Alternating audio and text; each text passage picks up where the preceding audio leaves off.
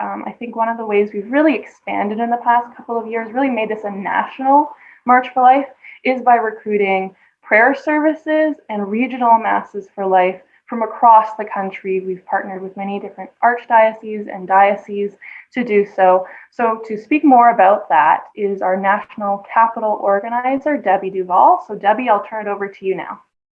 Thank you, Josie. Thanks very much. It's thrilling to be able to finally talk about all our plans for our 25th National March for Life week. And as you were mentioning, prayer is a key component to changing the hearts and the minds of the population and politicians. We need to pray and act. So the March for Life, of course, needs to be lifted up in prayer by bishops and pastors and ministers all across the country. We have to come together as a people of faith and who all share our pro-life mission.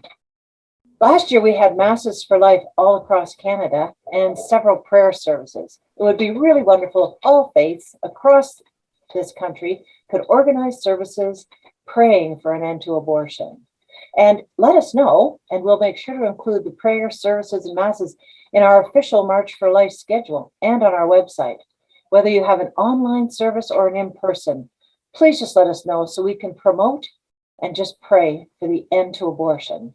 Here's a look at the Masses for Life across the country from last year. Once again, from sea to shining sea, people are gathered across our country to stand up publicly so as to tell the world, even to shout to it about the beauty and the dignity of every human life. In dioceses across the country, our shepherds are standing for life. We can say without a doubt that there have been thousands of young human beings consigned to sit by the wayside unnoticed, who have died and will die anonymously.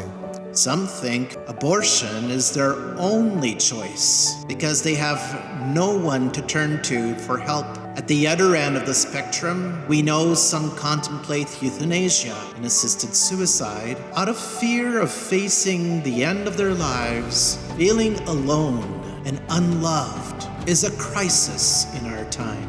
The National March for Life and EWTN are pleased to support our Canadian bishops by bringing the National Mass for Life and regional masses to the airwaves and on marchforlife.ca. The heart of the pro-life movement is love for Jesus, love for women, for pregnant mothers, love for our beloved seniors, especially those who are sick or dying, who are feeling afraid or isolated, love for the children in the womb who are dehumanized by our society today and are the most defenseless and most vulnerable because they have no voice. This is a call to begin planning for your own diocesan Mass for Life, to pray for an end to the culture of death in our country. Opposition has a miraculous effect of growing spine in those who do believe, growing a spine in people of faith. The vocation of Catholics here in our world is always the same.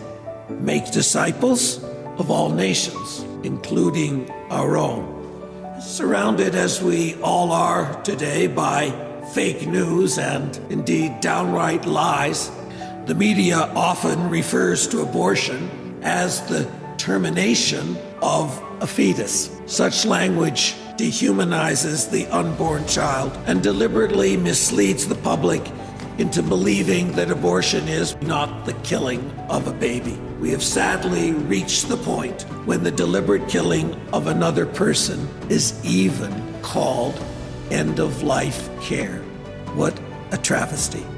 Over the coming weeks, representatives from the National March for Life will be reaching out to your diocese to participate in a Mass for Life. Contemplons le bon pasteur.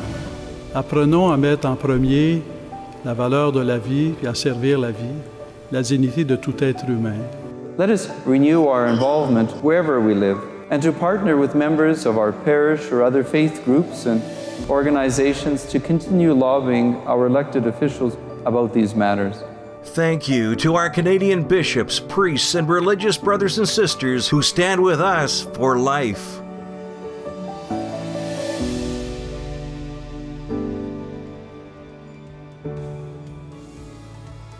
It's so inspiring to hear from our shepherds who are tasked with leading us, about the value of life